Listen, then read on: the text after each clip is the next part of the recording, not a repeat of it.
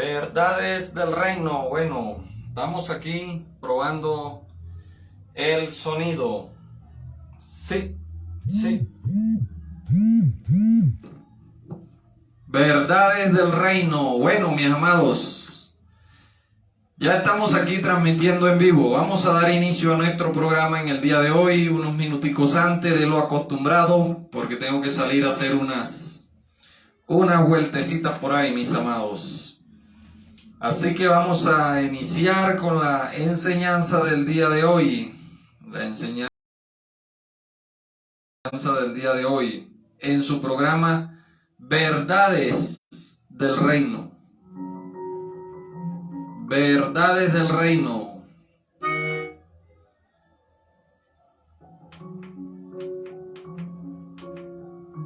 Bueno, estamos cuadrando aquí el sonido, mis amados.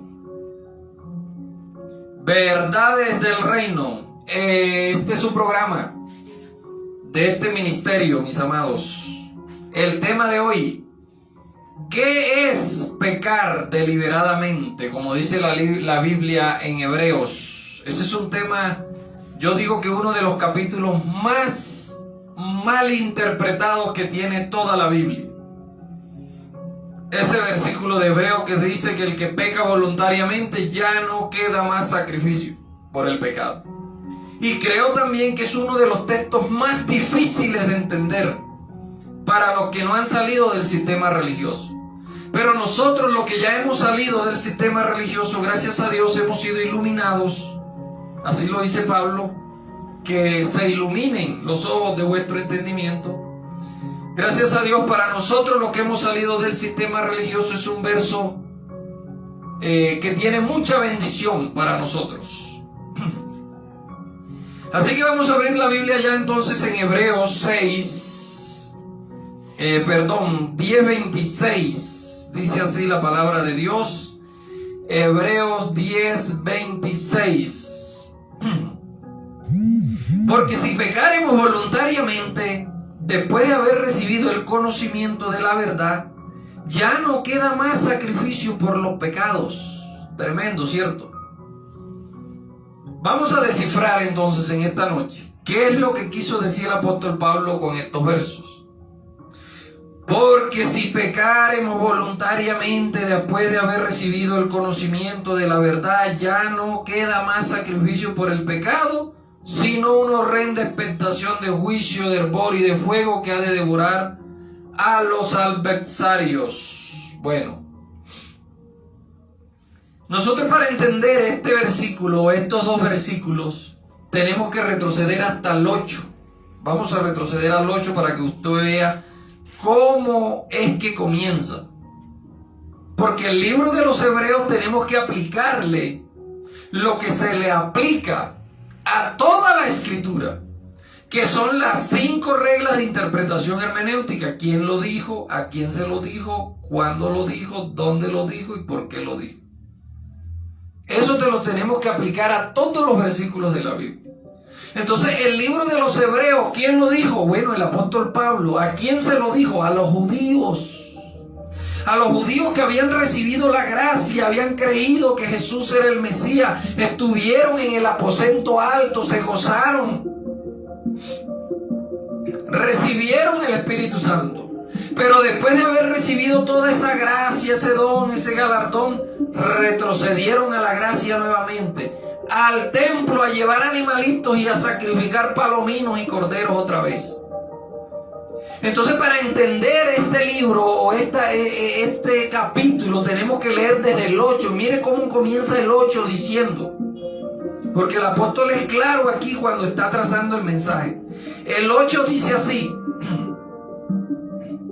ahora bien, el punto principal de lo que venimos hablando es que tenemos tal sumo sacerdote, el cual se sentó a la diestra del trono de la majestad de los cielos. Ese es el punto principal. El apóstol Pablo, cuando llega al 8, como que dice, bueno, vamos a recapitular, porque parece que no me van entendiendo. El punto principal de lo que yo les vengo diciendo es que tenemos un sumo sacerdote. Ya el sacerdote terrenal no sirve para nada. Ya Ya el sacerdote terrenal quedó abolido. Ahí lo dice en el 8, Hebreos 8, del 1. Ahora bien, el punto principal de lo que venimos hablando es que ya tenemos a tal sumo sacerdote, el cual se sentó a la diestra del trono de la majestad en los cielos. Ese es el punto principal del libro de los Hebreos. Y el que niega ese punto principal está diciendo que no hay un sumo sacerdote sentado allá en los cielos. Y por lo tanto hay que volver al sumo sacerdote terrenal a llevarle los ovejos, los palominos, los bueyes para sacrificarlo. Entonces Pablo les está escribiendo a estas personas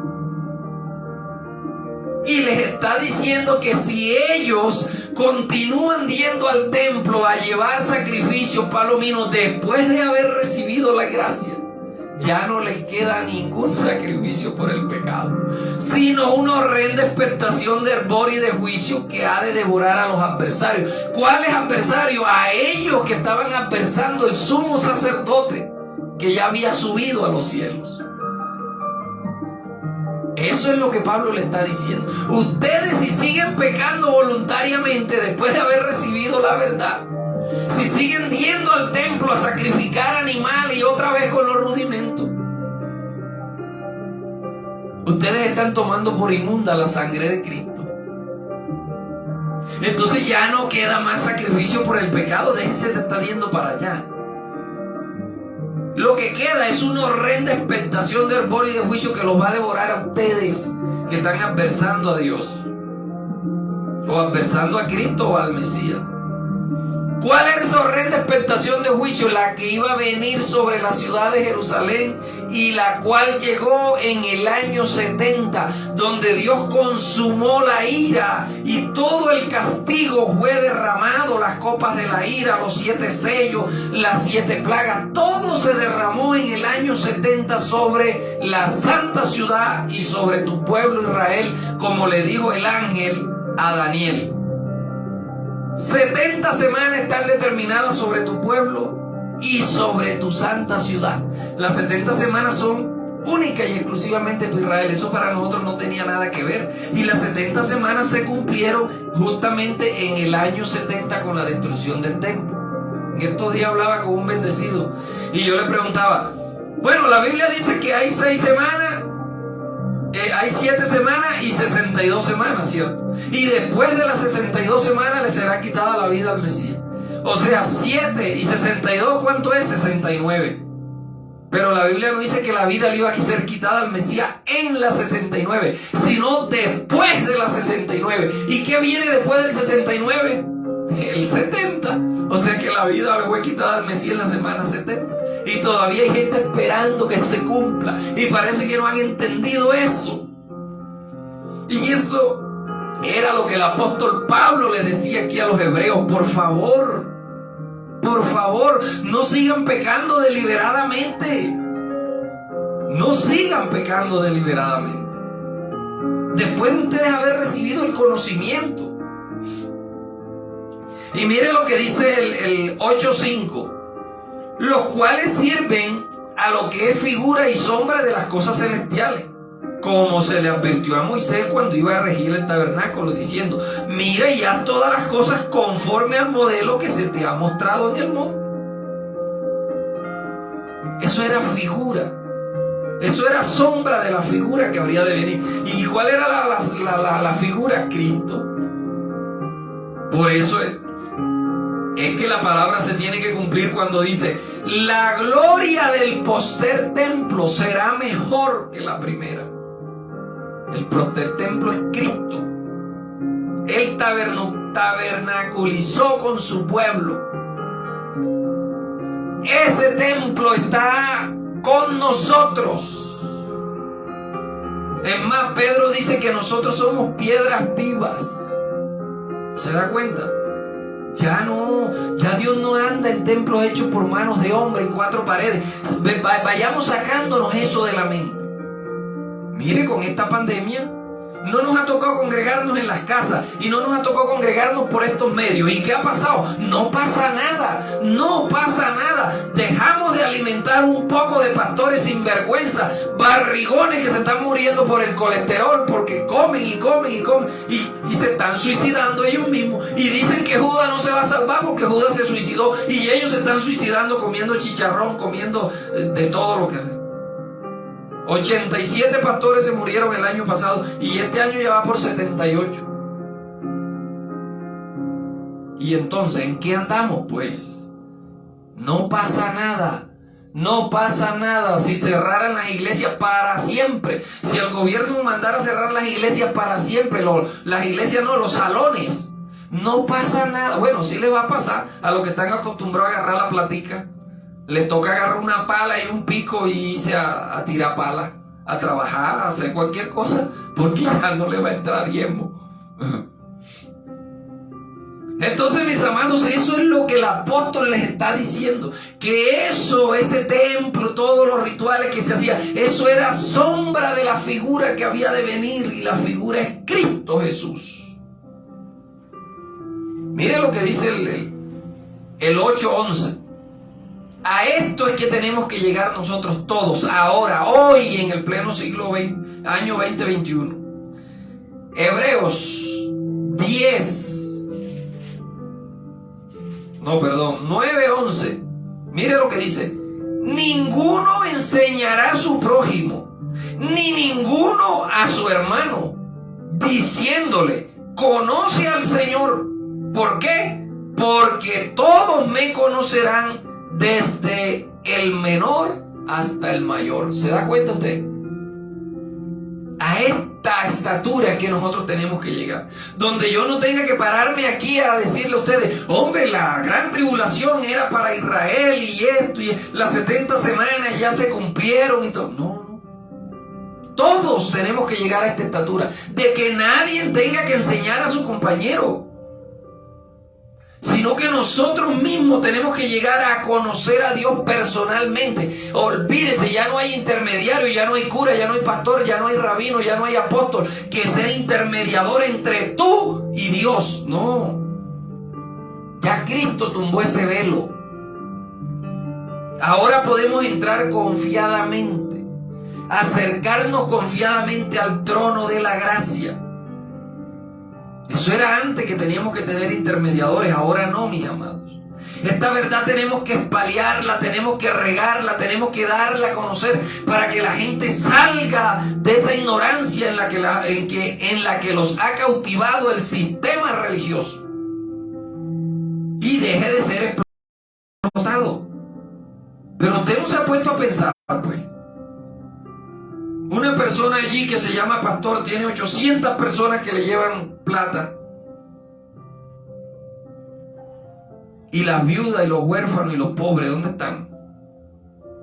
¿Dónde están? Hoy en día no hay nadie excepto del diezmo. Todo el mundo tiene que llevar diezmo. Por lo menos en la ley de Moisés habían personas que estaban exentas de llevar diezmo. Hoy no. Hasta las viudas tienen que llevar diezmo. Parece que la gracia es como peor que la ley, entonces. Tremendo, ¿cierto? Bueno, pero no es el tema. El tema es que el que peca voluntariamente, o Pablo les estaba hablando a los hebreos, que si ellos seguían yendo con los sacrificios y los rudimentos, estaban pecando voluntariamente. Y si ellos seguían haciendo eso, ya no quedaba más. Bueno, ya no puedo hacer más nada por ti, como dijo Juan allá, que hay pecados que se le convierten al hombre en pecado de muerte. No es que haya un pecado que sea, este pecado es pecado de muerte. No, cualquier pecado puede ser pecado de muerte. Si la persona empieza a mentir, eso se lo convierte en un pecado de muerte, en un errar al blanco constante. Entonces, esas personas, como ya los ancianos habían determinado, lo excomulgaban. Eso era lo que llamaban entrégalo a Satanás a fin de que su espíritu sea salvo en el día del Señor. Porque se había convertido en un pecado de muerte, en un errar al blanco constante. Entonces Pablo les está diciendo, si ustedes siguen haciendo esto, Yendo otra vez y yendo a sacrificar. Pero si ya Cristo, el punto central es que ya tenemos un sumo sacerdote que entró una vez y para siempre. Entonces déjense de estar pecando voluntariamente, porque si ustedes siguen pecando voluntariamente ya no les va a quedar más sacrificio, sino una horrenda expectación de hervor y de juicio que los ha de consumir a ustedes, que están adversando a Cristo o adversando el sacrificio que Cristo hizo en la cruz del Calvario. Eso era lo que Pablo le estaba diciendo. El 9 y el 10 hablan de negar la eficacia. Oiga, el 9 y el 10 hablan de negar la eficacia del sacrificio de Cristo. El 8, el 9 y el 10, esos capítulos vienen hablando de lo mismo, de no negar la eficacia. Y está hablando de los que niegan la eficacia de la sangre de Cristo, de los que dicen, no, sí, Él murió en la cruz y todo esto, pero todavía tenemos que llevar un corderito, una oveja, un palomino. ¿Sabe por qué? Entre a nuestro canal de YouTube y busque una enseñanza ahí que la he titulado Comprendiendo el contexto histórico en el que vivió Pablo, y ahí usted se va a dar cuenta por qué. Porque era un negocio redondo. Los sacerdotes que ministraban el templo te vendían la oveja, tú la pagabas, llevaban la oveja a sacrificarla, la sacrificaban, rociaban la sangre, y después esa carne, ¿quién se la comía? Los mismos sacerdotes que te vendían la oveja. Tremendo negocio, ¿verdad? Redondo, se pagaban y se daban los vueltos. Claro, entonces a ellos no les convenía que la gente dejara de ir a sacrificar porque se les iba una platica buena.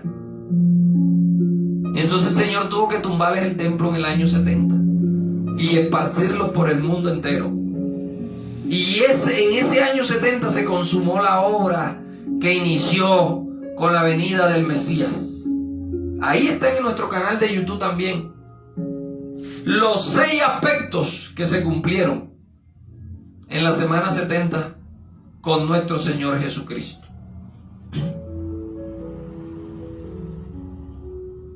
(9:1) mire lo que dice.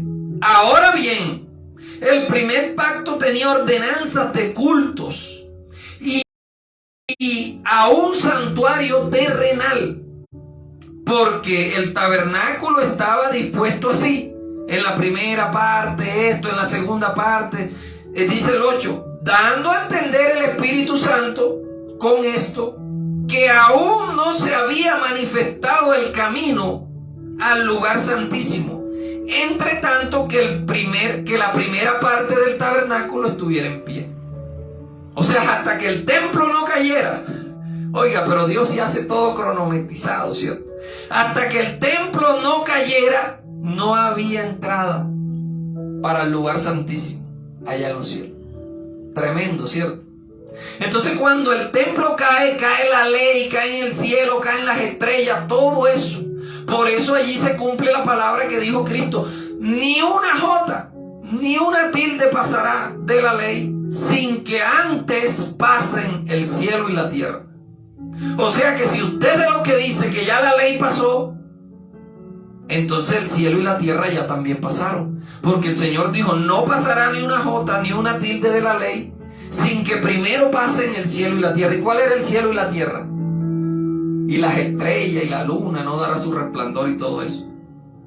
El templo, para ellos el templo era todo, era el universo, era el cosmos, porque allí se manifestaba Dios. Ese era el cielo. La parte que no tenía alfombra era la tierra, la que tenía alfombra era el cielo, el lugar santísimo. Las estrellas, todos los candelabros, las luces que alumbraban todo. Todo el ritual, ellos eso lo llamaban el cielo y la tierra. Y el Señor dijo: hasta que no pase el cielo y la tierra no pasará ni una jota ni una tilde de la ley. Por lo tanto, en el año 70, cuando cayó el templo y todas las estrellas y todo eso lo que pasó y se desató la gran tribulación, ese día la ley quedó clausurada. Hasta allí llegó la ley. Hasta allí llegó el sacrificio continuo, la ofrenda continua que decía Daniel. Que vendría un príncipe de lejos y pondría fin a la ofrenda y al sacrificio continuo. Ese príncipe ya todos sabemos que es Vespasiano. También pueden entrar allí a nuestro canal de YouTube y ver esta enseñanza. Entonces mire lo que dice el 9, que había un templo que era terrenal y que mientras el templo estuviera terrenal, el celestial no tenía entrada. Pero el 11 dice, 9:11, pero estando ya presente Cristo, sumo sacerdote de los bienes venideros, oiga, estando ya el sumo sacerdote que es Cristo, hombre, despojémonos de todo peso de pecado que nos asedia. Claro, Caifás y Anás no les convenía porque se les iba la plática. ¿Cómo así que ya es el sumo sacerdote y que ya no se necesita sacrificar ovejas y palomines y güey? Ay, nuestro negocio se nos cayó. Se les cayó el negocio, socio. Así como se les ha caído el negocio a muchos en esta pandemia, que salieron por ahí sin vergüenza, no les da ni pena, por las redes sociales pidiéndole al gobierno que los ayudara porque no les estaba entrando diezmo. Sin vergüenza. Vayan a trabajar, hombre. Entonces mire lo que dice el 10:9 para ir avanzando. Y diciendo luego, he aquí vengo, oh Dios, para hacer tu voluntad. Quita lo primero y pone lo último. Y en esa voluntad, ¿en cuál voluntad? En esa voluntad de Dios que quitó lo primero, que era la ley, y puso lo último. En esa voluntad somos, oiga, santificados mediante la ofrenda del cuerpo de Jesucristo, hecha una vez y para siempre. Y los judíos no entendían esto, que con la ofrenda de Cristo, listo, ya no había más ofrenda por el pecado. Claro, pero la influencia era muy tremenda. 1500 años viviendo bajo la ley. Oiga, y para cambiar un periodo de tiempo, eso cuesta, yo. A Cristo le costó 70 años para poder cambiar una mentalidad. Y todavía hay gente que está en la ley. Su mentalidad está cautiva en la ley todavía. Porque es que a las personas les gusta hablar del pasado, anhelan el pasado. Claro, la mente natural le gusta estar en el pasado. La mente natural no le gusta, oiga, la mente natural no le gusta vivir el eterno presente. Es más, la mente natural no está hecha para el eterno presente. La mente natural siempre está o en el pasado o en el futuro. ¿No ve que usted está trabajando? ¿Y su mente dónde está? ¿En el pasado o en el futuro? Nunca está aquí en el presente. Lo estoy haciendo esto. No, no. Usted está haciendo lo que está haciendo y su mente está en el pasado o en el futuro. Esa es una mente natural. Pero la mente de Cristo vive un eterno presente y reina en vida ahora. No hay necesidad de esperar un milenio por allá para reinar con vara de hierro. No, reina en vida ahora, como dice Pablo en Romanos. ¿Cuánto más reinarán en vida los que hayan recibido la abundante gracia y el don de justicia? Claro, pero si tú no has recibido el don de justicia y la abundante gracia, te va a costar reinar en vida. Y vas a estar sometido a preceptos tales como no toques, no uses, no huelas, no toques. Todo eso es rudimentos y todo eso trata con la carne y la carne para nada aprovecha. Mira este versículo que me encanta tanto, el 10:14, porque con una sola ofrenda nos hizo perfectos para siempre a todos los santificados. Oiga, usted y yo somos perfectos. Aquí dice la palabra. Con una sola ofrenda nos hizo perfectos para siempre. Claro, pero hay gente que le dice, no, sí, ahí dice que Él nos hizo perfectos, pero eso es mentira, eso no. Eres un incrédulo. Lo invito para que entre a nuestro canal de YouTube y se escuche la enseñanza titulada Sé creyente y no incrédulo.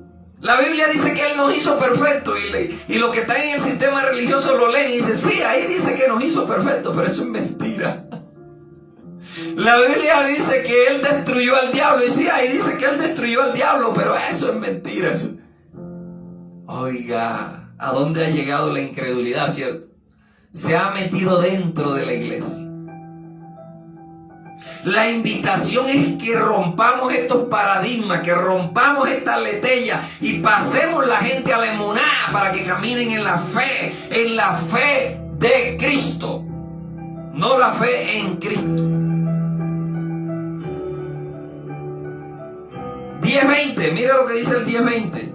Me encanta este versículo también, el 10:20. Mira lo que dice el 10:20. Por el camino vivo y nuevo que Él nos abrió a través de su velo, esto es, de su carne. Tremendo, ¿cierto? Por el camino vivo. Así que, hermanos, teniendo tal libertad para entrar al lugar santísimo por la sangre de Jesucristo, tenemos una libertad. Ya no tenemos que acudir a un pastor, a un rabino, a un maestro, a un apóstol, a un evangelista. No, directamente con Dios. Acércate confiadamente por el camino vivo y nuevo que Él nos abrió a través de su carne, que es su velo. Claro, el velo tiene a la gente cegada. El velo del Dios de este siglo. El velo del Dios de este siglo. Entonces dice, ay, el Dios de este siglo es el diablo. Tanta ignorancia, ¿cierto? Oye, yo no sé si es que ignoran voluntariamente, como dice Pablo. Pero él lo deja clarito ahí quién es el Dios de este siglo. Lo invito a entrar a nuestro canal de YouTube y ahí va a encontrar la enseñanza. ¿Quién es el Dios de este siglo? Para que usted... Y si no está ahí, me la pide al interno que yo se la vaya mando, porque todavía tengo muchas enseñanzas que no he editado todavía para montarlas. 10:20. Por el camino vivo y nuevo que Él nos habló, y teniendo un gran sacerdote sobre la casa de Dios, acerquémonos con corazón sincero, en plena certidumbre de fe, purificados los corazones de mala conciencia y lavados los cuerpos con agua pura. Oiga, que dice agua pura. ¿Por qué no dice lavados con agua solamente? Porque allá, según Levíticos 8:30, se lavaban el sumo sacerdote con agua antes de entrar al ritual. Pero acá dice que tenemos que ser lavados con agua pura. Y aquí la palabra correspondiente es agua viva. ¿Y quién es el agua viva? Cristo es el agua de vida. Cristo es el agua viva. Esa agua viva está en tu corazón y está en mi corazón. Y de mi corazón saltan ríos de agua viva por la palabra. Es de allí donde tiene que saltar. El que cree en mí, como dice la Escritura, de su interior correrán ríos de agua viva. Es allí donde tienen que correr los ríos de agua viva, para darle agua a este mundo sediento. Por eso dice en Apocalipsis, el que tenga sed, venga y beba, porque aquí hay agua viva. Entonces nuestros corazones, nuestros pensamientos tienen que ser lavados con agua viva o agua pura. Y mire lo que dice el 23, manténganse firmes sin fluctuar la profesión de nuestra esperanza, porque fiel es el que la prometió.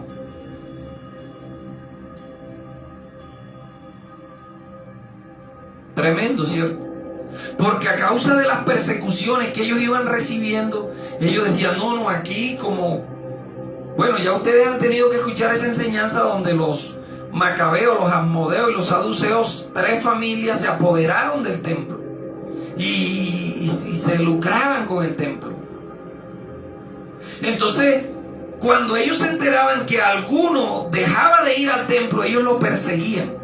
Le mandaban el ejército romano y lo calumniaban de sedicioso y de rebelde al imperio para que lo mataran.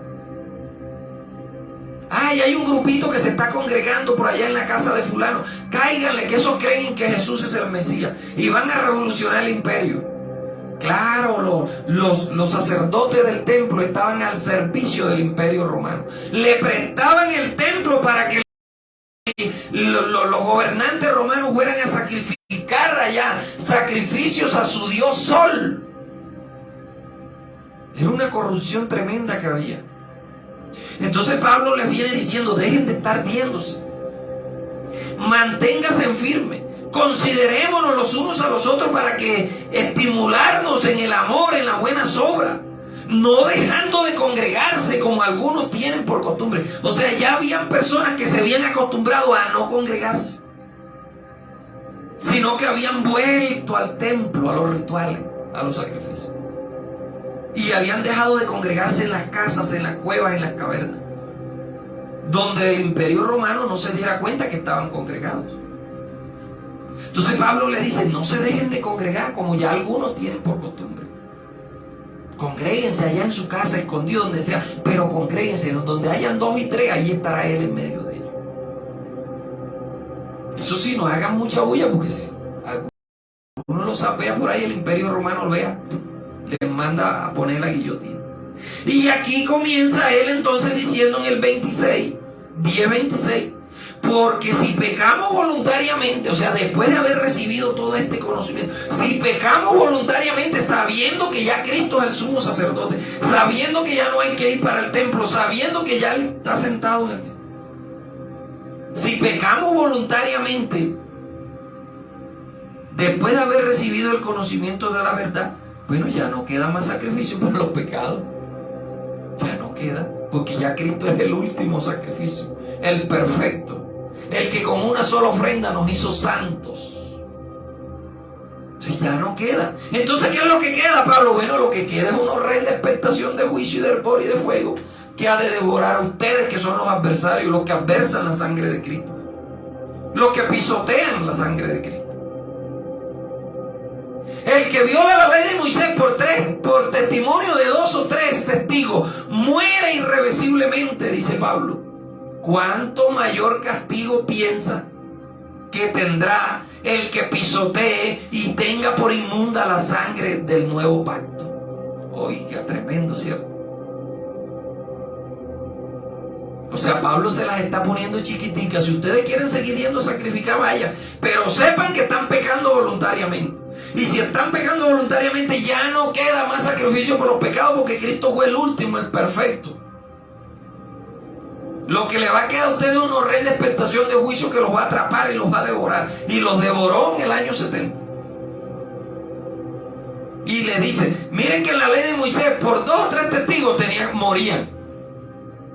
Bueno, acá en el sacrificio de Cristo en el nuevo pacto no es así.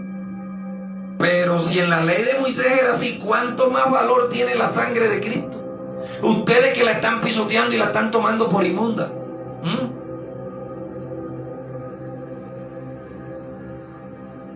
La sangre del nuevo pacto, en la cual Él fue santificado y que hiciere afrenta al Espíritu de gracia. Pues conocemos al que dijo: mía es la venganza, yo daré el pago, dice el Señor, y el Señor juzgará a su pueblo.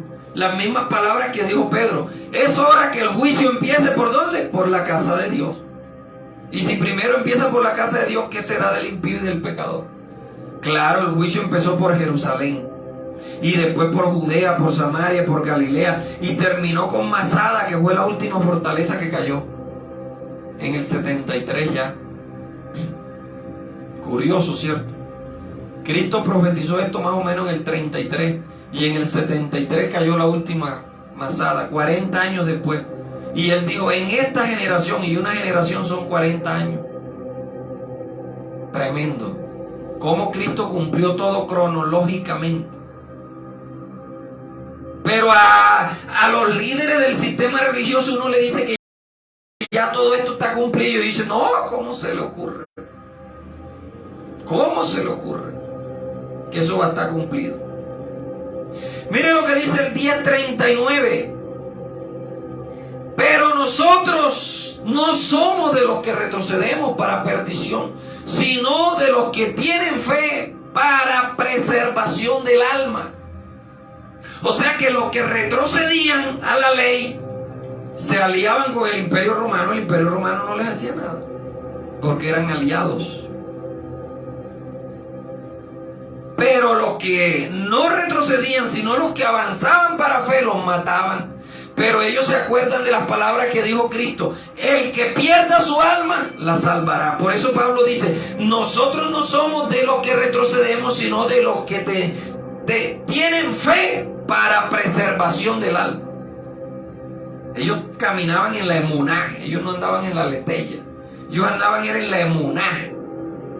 Y a ese emuná es donde tenemos que llegar tú y yo. Los invito también para que entren al canal de YouTube y se escuchen la enseñanza. Las dos verdades, la letella y la emuná. Bueno, mis amados, el tiempo se nos ha cumplido. Como dijo el apóstol, como dijo Juan el Bautista, el tiempo se ha cumplido. Arrepentidos y creen en el Evangelio. Mis amados, para el próximo sábado estaremos una vez más aquí en su programa Verdades del Reino, donde usted va a conocer todas estas verdades que les han dicho, que esto se lo aplican ahora a la gente. Hay hermanitos que van a la iglesia y después tienen por allá, y eso no es para nosotros.